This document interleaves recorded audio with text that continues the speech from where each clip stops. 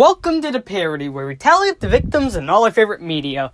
I'm not James A. Janice, as per usual, and today we're looking at the second season of One, released in 2022. After the end of the first season last year, some hype for the show cooled down quickly before a teaser trailer came out on Cheesy HFJ's channel, and it just told the fandom that, hey, a second season's coming. A trailer came out after that showing that the release dates of these new episodes would be 10 days apart. And it also told us a few things about the first few episodes in this new batch. I'll get to the story and the actual thing, but overall, while this season does have some flaws, I found it to be just a bit better than the first season. With 9 episodes being multiplied by 2, do we have twice as many deaths this season? Well, let's find out and get to the kills. The season begins with Liam trying to find a way to hitchhike to Connecticut. It doesn't take long for 2 people to stop by in their car to take in Liam. And with the driver guy changing it to some cheesy HFJ original music, we can finally set off on our way to Connecticut. This segment is a pretty big portion of the episode. Liam, look at Amelia, your friend from the plane. Wait, no, come back! Some hitchhikers willing to take Liam in is a party van, and a whole lot of other vehicles as he makes his way to Bridgeport, Connecticut. He runs by Toledo Fake Out, as well as a whole bunch of other places amidst all of these state signs, showing us how it just gets more boring as he finally makes his way into Bridgeport. He gets out of the final car on his hitchhiking trip until he finally sees Bryce's compound. He calls an elevator and steps on in, and this is where Liam's life will change as he makes his way up to Bryce's apartment. He knocks on the door, and here we see Bryce! No way! Oh, no more Bryce. He barricades Liam outside, not wanting to deal with the troubles of One again. For the last 2 minutes of this episode, Liam has been trying to get some sort of deal in with Bryce, but Bryce hasn't budged yet. I cannot live the rest of my life without knowing what or why this happened. If you were maimed and tortured by the hands of someone else, wouldn't you want to do something about it? All this weird talk has spooked out some Shell, so when Liam realizes, I think he's gotten the memo right now, Liam walks in the elevator again, waiting to make his way back down. But 10 minutes later, he just comes back. 10 hours later, though, he's just sleeping outside Bryce's door. When Bryce finally opens the door, however, it goes back into that one template we love. Oh boy, did this credit go to hell. For people who want to know why that credit is outdated as they don't have the context, well, it became outdated very recently, so let me just run you through this things, because it didn't feel sincere for me if I didn't talk about it in this episode. Lauren was a big guy in the object show community. He had created more recent assets for Inanimate Insanity, and even had his own object show after Schooligans. However, this tweet right here outed him as a racist at the BFDI plus II meetup, which happened just a few weeks before. It is baffling that one of the biggest people in the object show community got outed as a racist, but, you know, that's how it be sometimes. Episode 11, Bryce cooking eggs. He has to go get his mail, so he tells Liam to look after the eggs and make sure they don't burn. Although one thing of note is that interesting picture on the wall. Bryce comes back in with the mail and stuff, because he had gotten it. Obviously, yeah. He then checks on the eggs, and then this happens.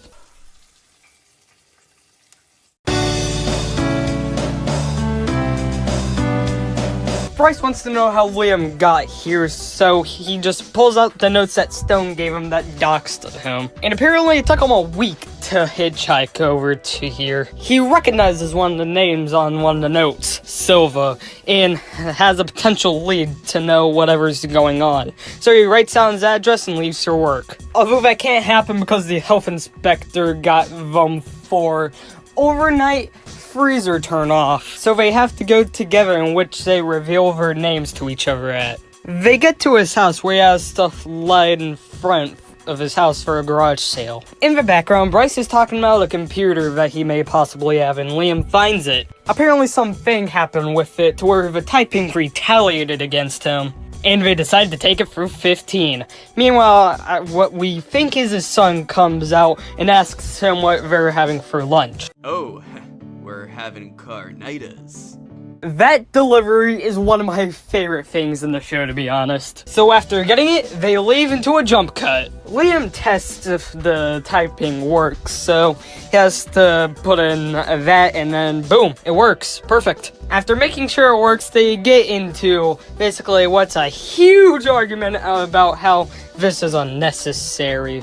Wow, Liam just says it's necessary, and I agree with Liam. It is very necessary. During their big argument, Texty is revealed to be the one in the background. While not the cue to all sex, they do place something to interrupt the argument. And does an extremely poggers leak to reveal that, yes, they are indeed Texty on this random computer. They also have another extremely poggers leak to show us, but that's gonna have to happen next episode, as the credits start playing in the middle of all of this. Texty quickly reassures us about stuff we already know about, while also dropping out an F-bomb. However, Texty was alive for enough time to be able to discover this. A website dedicated to the database of every single contestant on one. The coolest thing about it is that it's actually a real website where you can actually look at info of all the one contestants. It's basically how I got the names and the graphics of all the human contestants. It also tells you that Taylor had separated parents and that Charlotte had served 3 months for petty theft. They put in group 2 and just tells us about what the other contestants' deals are all about.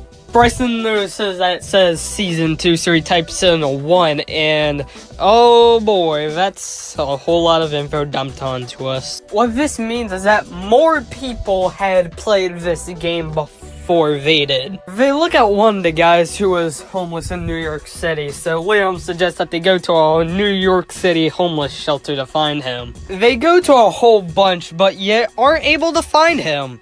Until they find Oscar the homeless guy, the calculator, and hey, that voice sounds familiar.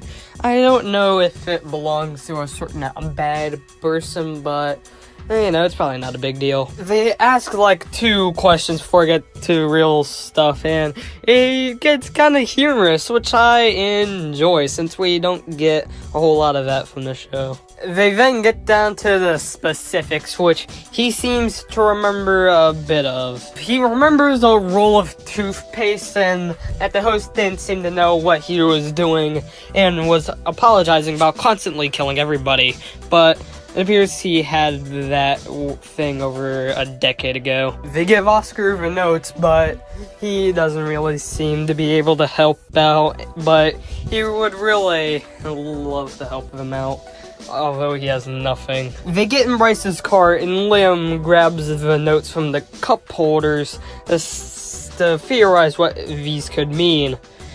But while he gasps, the screen goes into that one style.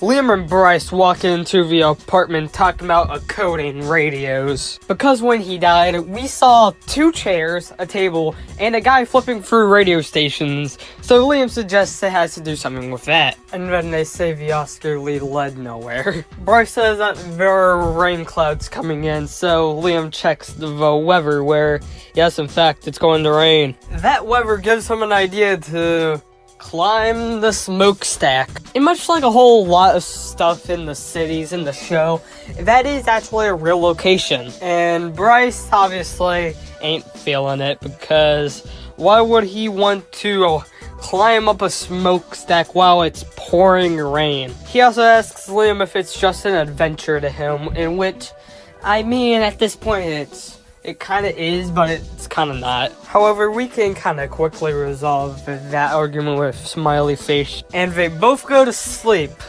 prepared for the morning. Except that when Bryce wakes up, it's not morning, and Liam's gone. He actually went out in the pouring rain to get to the smokestack, but Bryce pushes him down to the ground and just yells at him. Liam just tries to walk away from Bryce, but obviously that ain't working. For some reason, I find that one can do excellent argument voice acting, And that holds true in this scene, which I sped up. Liam's still aiming for that smokestack, so he just runs past to Bryce while, I think, crying. One dissolve later, Bryce is just completely exhausted, but Liam's just trying to climb over the fence and actually manages to land on the other side. Liam's gotten to the top of the smokestack, but Bryce follows him from behind. However, Bryce just simply gives out some last words. Give me my keys. Liam does comply, but they get struck by lightning in the classic wand coloring style. Wait a minute, did I say last words?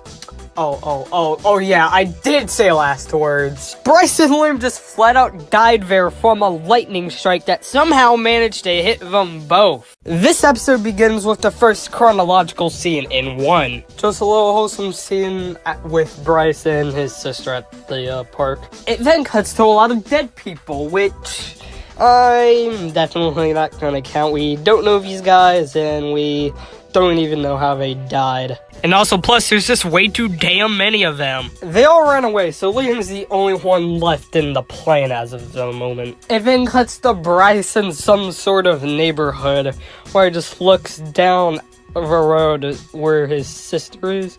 Oh no, that was just the waiting place. Oh wait, did I forget that this is where the dead people wait to come back? His sister Stella has enough relevance to the plot, enough for me to counter. So I will counter, and she had presumably died in a car crash, seeing how Bryce was smashing together a car and a truck in that opening scene. So then, like, you know, they then start going through all the notes. And then when he starts flipping through all these different radio stations, my job here is gonna get a whole lot harder. Yes, we're about to have a comedic death montage. It starts with a gigantic animated bear just picking up an island and just chucks it at Liam and Bryce. Waiting room hallucination, which could actually be a possible tie to our... oh no. No spoilers! What are you doing here? What? Me? I'm just trying not to spoil the rest of the season for everybody viewing. Well, we're probably just gonna skip to the end anyways, well, yeah. But that doesn't matter. We got like, what, like 4 more episodes to go in a season? Yeah, just don't spoil it, alright? Okay. So then, this happens. This is serious business, Tony. I can't have you... Are these your friends? No, sir. I don't know these guys. God. They just... Take these 3 gentlemen to the scooping room. No, not the scooping room! What? Let go of me! What the heck is going on? Oh boy, and here's where the kills start to ramp up. So here on this planet, they just get shot by a lot of aliens. On this weird little platform planet thingy, they just get crushed by an angry cube. And then they appear next to a campfire where they eventually get pushed in. Shall I just play the rest of the montage? Okay.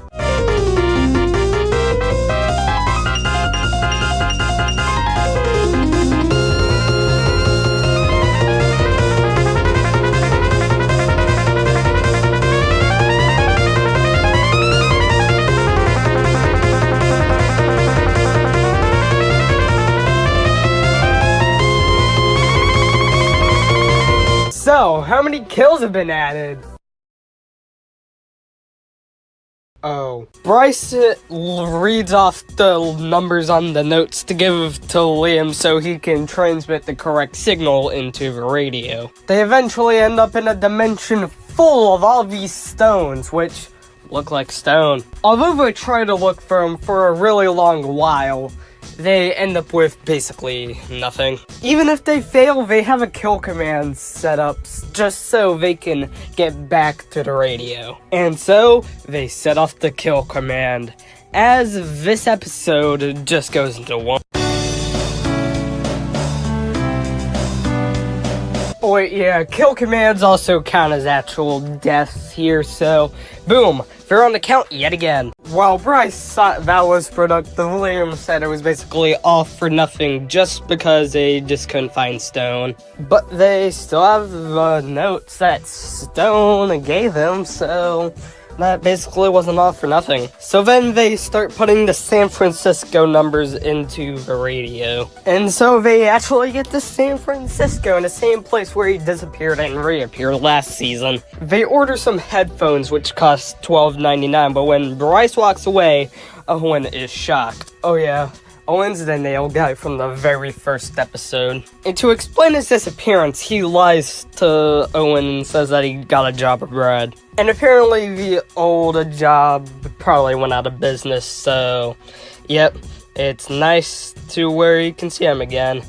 And that's it from Mr. Worldwide. They go to another place where they can charge the computer techs he's laying in. So they're actually happy for the first time in a while, which means they can just have a toast. Sadly, they don't eat toast. Yeah, to the ones who didn't make it. They can get them back eventually. So then they go to the alleyway that Liam got stuck in the season 1 finale. So then they boot up Texty, excited to go back to the place in order to find what all of this is about. But before they can set the kill command, Bryce disappears?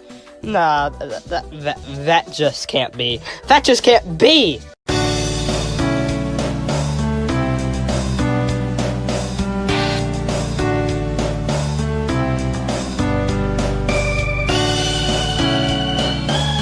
So wait, this is the plane, okay. I guess we're back here for the episode. The competition is still going on, and it appears that at this point in the show, airline food gets eliminated. And it appears that we're at the show's final 6 at this rate, with our final 6 consisting of Trey, Whippy Creamy, Subway C, Amelia, Adam, and Charlotte. And at this point in the show, we actually get to see how a few of the eliminated second and third batch contestants are doing. Contact lens is just left on the ground, limbless. Circle of a mole is just in a white area with clapping sound effects. And with Folder, well... What's up, it's your boy, we're gonna smash this thing. Yeah, let's do it. Would you like a sledgehammer? Is it delicious, tasty treat? I'm not quite sure I understand. That was literally so cool, guys. Let's dance. Okay. Whippy Creamy and Subway C are getting their sussy senses tingling when Charlotte's been acting a little too sus. I mean, like, she hasn't been there for a while, so what's the holdup? Well, it appears that Whippy Creamy finds something on the ground. Yeah, I'll wait till later. But they have to tell the others about their findings. Sensei, Moldy's dead. So it appears what they found behind the hollow wooden log was Charlotte's dead body, in which I will count. But it's obviously a really urgent issue. You know what else is an issue?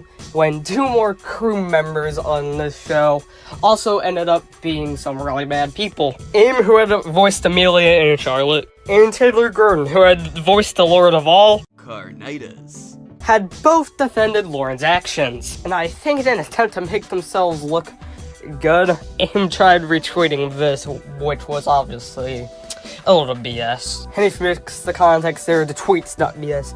AIM retweeting it is. Thankfully, all 3 of them have been removed from the Inanimate Insanity team. And for other projects they have, I don't really know.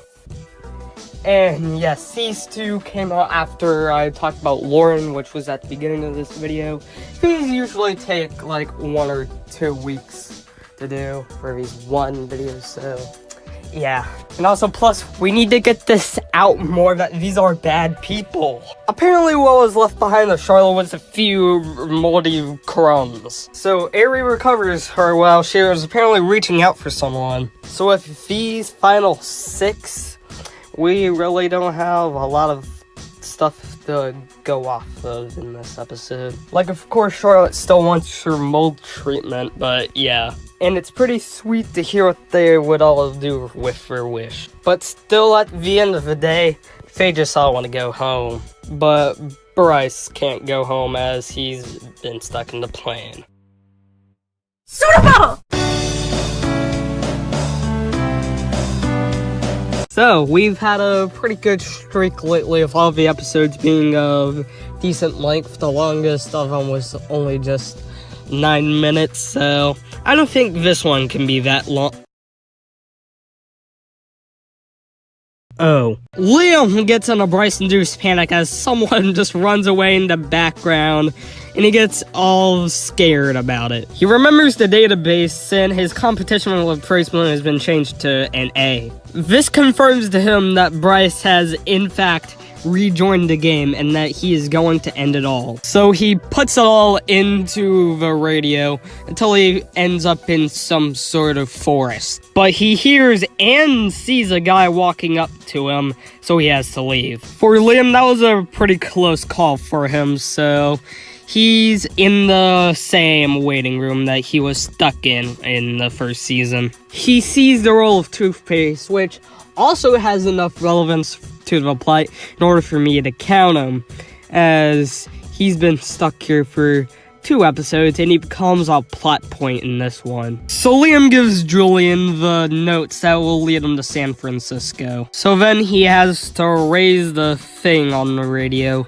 just so he can actually get back. We don't actually see him get back, but we can assume he does. Liam does the same with the note that he has and pulls the radio thing up and waits. And he eventually ends up there. Not knowing it's the same place, he walks into the right and ends up at a completely different place than what he saw before. So someone was definitely living here. He notices a place where there's just a lot of vines hanging over it, so he decides to go inside and finds... Hi. Ah, finally, a dose of that intro music. The ones you've heard from the past 7 episodes that have been here so far were just edited in by me. Liam pushes Ari down from his stool and just screams at him for all the valid reasons. Ari doesn't really understand, so Liam just tries to push it all into him. He even goes as far as to threaten to destroy the computer, although Ari does eventually talk him down, because then he wouldn't be able to send them all home. But although Liam doesn't do it this episode, Harry's unusually calm, so he just walks outside to the rest of this place. Liam tries walking in front of Harry to get all of this stuff out of him, but he just calmly refuses. Liam does find a place inside Ari's little cabin to just pull out Texty. Ari says he's gonna go and collect a reed, so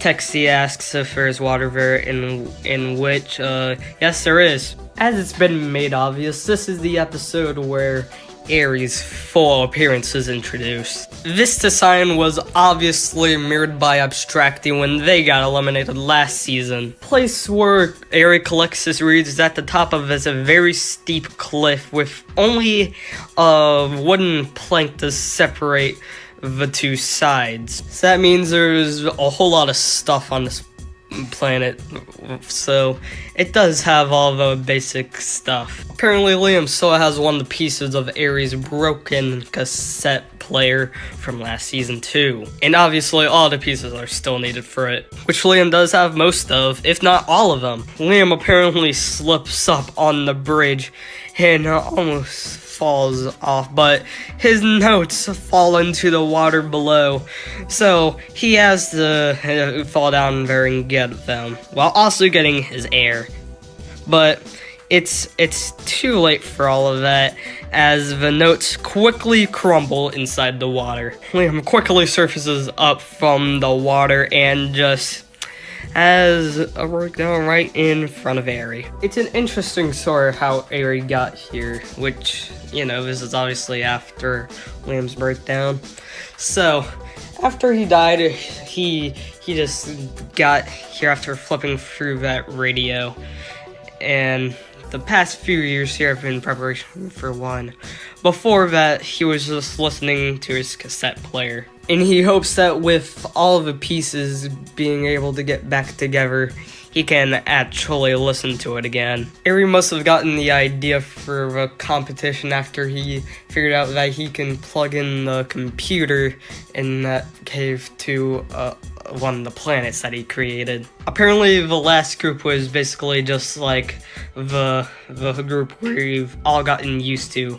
They were all pretty scared. With the first contestant being eliminated, the second challenge was to throw a rock as far as you can, but the first contestant that was dropped crushed the entire planet and killed everyone on there, which I won't count, but I think it has to do with the toothpaste guy in the waiting room. The reason why I think it relates to the toothpaste guy is because he's the only one we saw in the waiting room since the other 5 had been sent back to Earth, and as like with all of them, it seems like he's been in there for around a decade, so it's the most plausible theory. And since everyone was dead and he didn't have a way of recovering them, the competition just ended there. Those past few years had been trying to make sure that the next competition would be going better, and he thinks he's done a pretty good job. Liam says he's gonna go back to the cabin, and before he gets the chance to actually go in,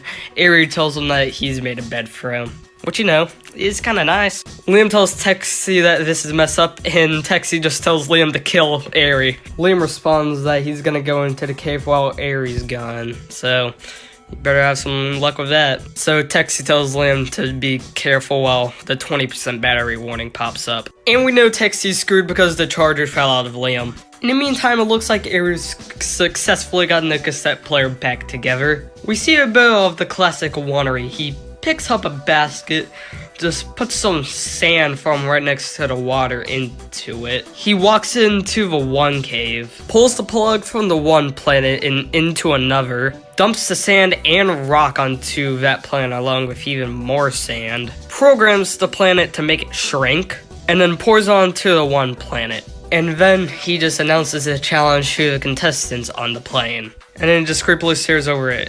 But he noticed that the plug went out, so he just plugs it back in. Bryce and all the other contestants are now trying to pull the plug out from the bottom of the planet. And as we all know, that was a success. In between all the pulls, Bryce just yells at Eri, even though he's on basically the wrong side of the planet, before we get to pulling the plug again. For those lines, Bryce's voice actor, John Dubook, literally just had to scream it in Redacted's closet. With enough effort, they finally get the plug out before it gets plugged back in, and they're sent back to the visible side.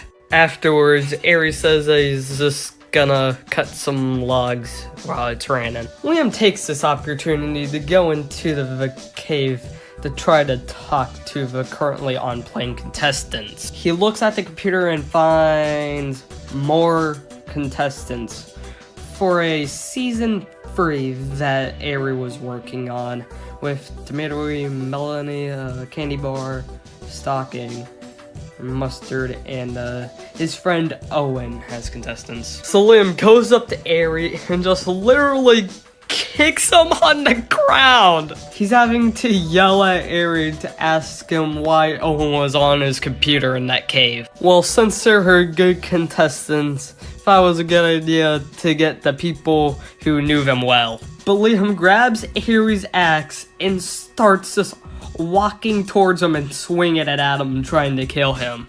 Eri runs away, but Liam follows him, catching him by the leg and swinging it, but Eri misses it. So now he has to have an axe battle where he just hurts Eri and just cuts the tree from Eri's dodge, which of course doesn't end well and results for a second round of leg trauma. Eri's feeling really bad, so he makes another cast for Eri. Off-screen, Eri collected some more reeds in the rain, so he has to go across the wooden plank he set up. Of course, the wooden plank has water going over it, so it's gonna be a bit slippery, and it is, and causes this to happen.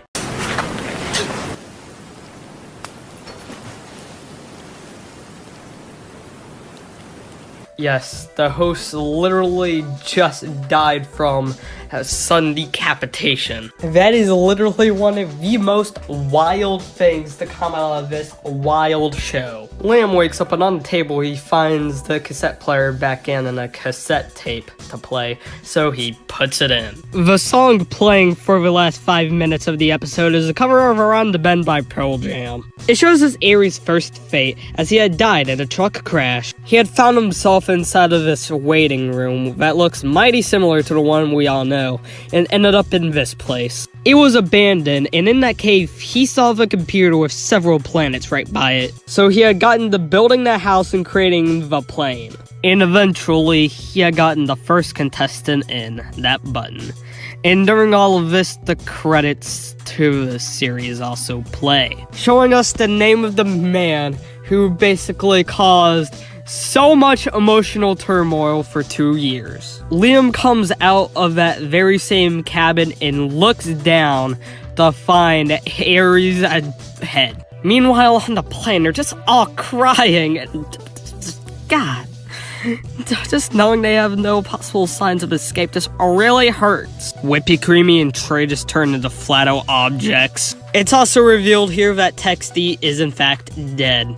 Our final kill of this count. And now he sits by the fire, all alone. The show just basically ends right here with Liam and Ari both having different fates. Ari being dead and Liam still being alive. How many people died in more wonderful emotional turmoil?